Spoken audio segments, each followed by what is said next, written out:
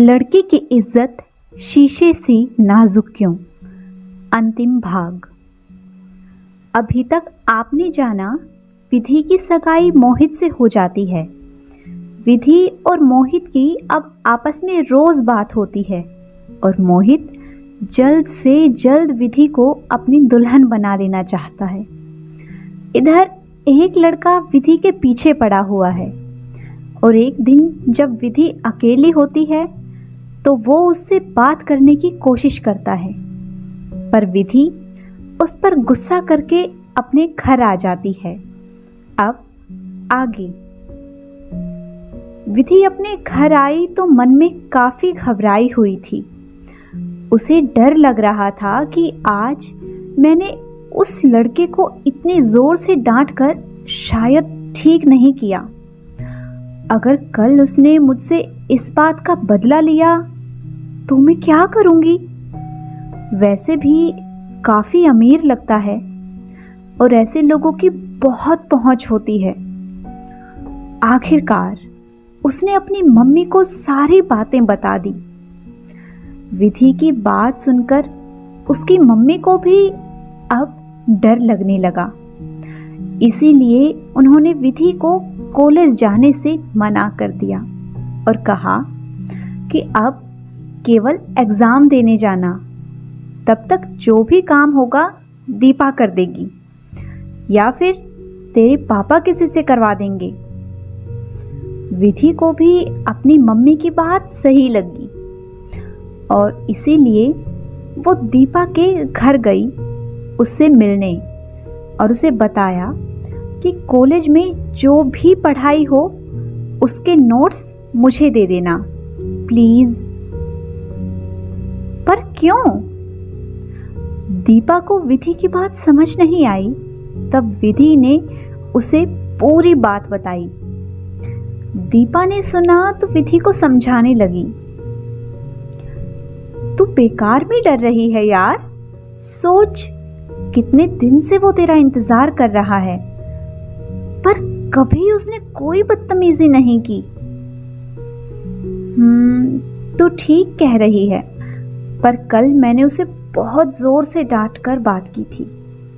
सच बोलूं तो मुझे उस पर बहुत गुस्सा आ रहा है। कितनी शांति थी मेरी जिंदगी में, पर उसकी वजह से मैं परेशान हो गई हूं और अब और परेशानी नहीं चाहती। बस इसीलिए तेरी मदद चाहिए मुझे।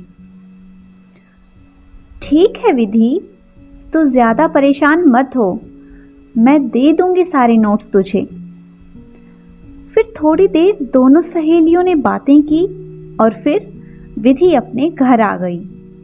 रात में जब मोहित का फोन आया उस समय विधि पढ़ाई कर रही थी, इसीलिए बगैर देखे ही फोन को कान से लगा लिया।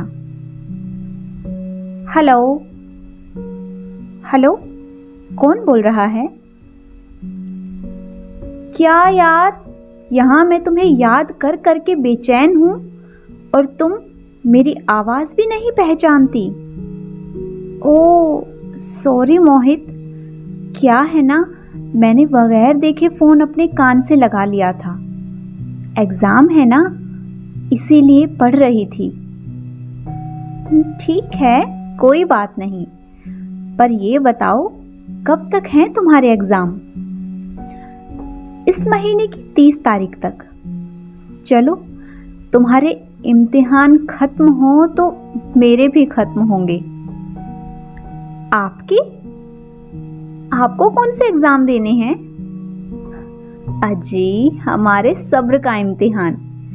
ये किसी एग्जाम से कम है क्या? हमारे दिल से पूछो, जो हर वक्त बस तुम्हारा साथ चाहता है, और तुम हो कि कभी मुझे याद ही नहीं करती। मोहित, अगर याद करने से आपका मतलब आपके बारे में खास तौर पर सोचना है तो ऐसा नहीं होता। याद तो उसे करो ना जिसे एक पल के लिए भी भूलूं। आप तो हर वक्त मेरे दिलो दिमाग पर छाए रहते हो। आपकी मुस्कुराती हुई तस्वीर मेरे मन में ऐसे बस गई है कि बरबस ही मैं भी मुस्कुराने लगती हूँ। हर पल आप मुझे अपने साथ महसूस होते हो। रियली विधि, मैं बता नहीं सकता मैं आज कितना खुश हूँ। तुमने कितना खूबसूरत इजहार किया है, कितनी प्यारी प्यारी बातें की हैं, पर तुम मुझसे इतनी दूर हो। बस अब मैं कल ही मम्मी पापा को तुम्हारे घर भेजता हूँ, शादी की तारीख तय करने। अब मैं ज़्यादा दिन तुमसे दूर नहीं रह सकता। मुझे तो बस अब उसी दिन का इंतज़ार है जब तुम केवल मेरी होगी और मैं तुम्हारा। कितना हसीन मंजर होगा जब हम एक दूसरे को देखेंगे। हमारे लफ्ज़ खामोश होंगे और आंखों में बातें होंगी। विधि मोहित की बातें सुनकर शर्म से पानी पानी हो रही थी। उसने आहिस्ता से कहा, जी मैं फोन रखती हूँ। ठीक है रखो, पर सुनो, वो दिन जल्दी ही आएगा जब तुम लाल जोड़े में मेरे लिए सजोगी और मैं तुम्हें हमेशा के लिए अपना बना लूंगा। मोहित बोल रहा था और विधि ने फोन रख दिया, फिर मुस्कुराने लगी। अपने तय समय पर विधि के एग्जाम शुरू हुए और जब वो पेपर देकर बाहर निकली तो वो अजनबी नौजवान कहीं नजर नहीं आया। यह देखकर विधि ने कि चलो मुसीबत से पीछा छूटा। बड़े आराम से विधि ने सारे पेपर दिए और आज आखिरी पेपर था, वो भी खत्म हो गया था। विधि और दीपा दोनों खुशी खुशी पेपर देकर बाहर निकली कि दीपा ने विधि को इशारा किया, विधि देख आ गया तेरा आशिक। विधि ने देखा तो थोड़ी घबरा गई, पर दीपा ने उसे रिलैक्स किया। क्या तू भी? अरे आज तो हमारे एग्जाम खत्म हो गए हैं और कल से हमें कॉलेज भी आने की जरूरत नहीं, तो अब क्यों डर रही है तू? ओए चल ना, आज तो फिल्म देखने चलते हैं। अरे नहीं दीपा, मैं घर जाऊंगी। अरे यार तू भी ना, आज तो एक ही पेपर था तो हमारे पास बहुत समय है। फिर सोच, तेरी शादी हो जाएगी तो हम दोनों फिर पता नहीं कब मिलेंगे। विधि को दीपा की बात सही लगी तो उसने कहा, ठीक है चलते हैं। तब दीपा ने कहा, अगर हम बस से गए तो हमारी फिल्म छूट जाएगी। चल आज तेरे आशिक की हेल्प लेते हैं, वो बेचारा भी खुश हो जाएगा। कितने दिन से तेरी एक नजर के लिए बेताब हुए जा रहा है। विधि ने पहले तो मना किया, पर जब दीपा ने समझाया कि किसी को कुछ पता नहीं चलेगा और फिर कल से हमें कॉलेज भी नहीं आना है, तो तेरा आशिक भी तुझे कहाँ ढूंढेगा। फिर दीपा विधि का हाथ पकड़कर उसे अजनबी लड़के की गाड़ी के पास ले गई और बोली, सुनिए मिस्टर, क्या आप मेरी सहेली का इंतजार कर रहे हैं? नौजवान ने दीपा की बात सुनी तो अचकचा गया, जैसे उसे अपने कानों पर यकीन ही नहीं हो रहा हो। फिर भी जल्दी से बोला, जी। तो क्या आप हमें पिक्चर पैलेस तक ड्रॉप कर सकते हैं? जी क्यों नहीं, जरूर। लड़के ने आगे बढ़कर गाड़ी का दरवाजा खोला और दीपा पीछे बैठ गई। जब विधि भी पीछे बैठने लगी तो उस लड़के ने टोका, आप आगे बैठ जाइए, नहीं तो मैं ड्राइवर लगूंगा आप दोनों का। तब दीपा ने कहा, हाँ विधि बैठ जाना, ठीक ही तो कह रहा है।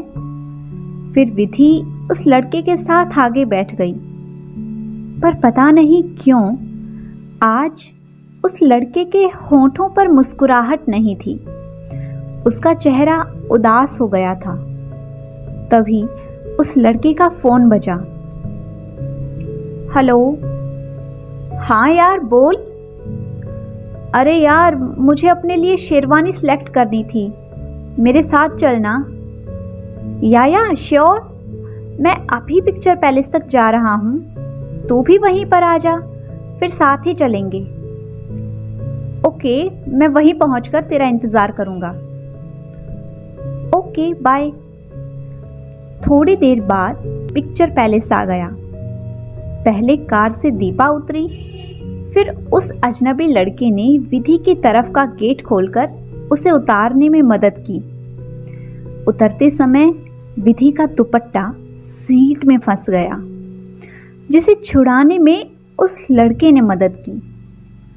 यह सब वहीं खड़े मोहित ने देख लिया। विधि कार से उतरी तो सामने ही मोहित खड़ा था। जैसे ही वो मोहित को सब बताने के लिए आगे बढ़ी, पर वो विधि को इग्नोर करके आगे बढ़ गया।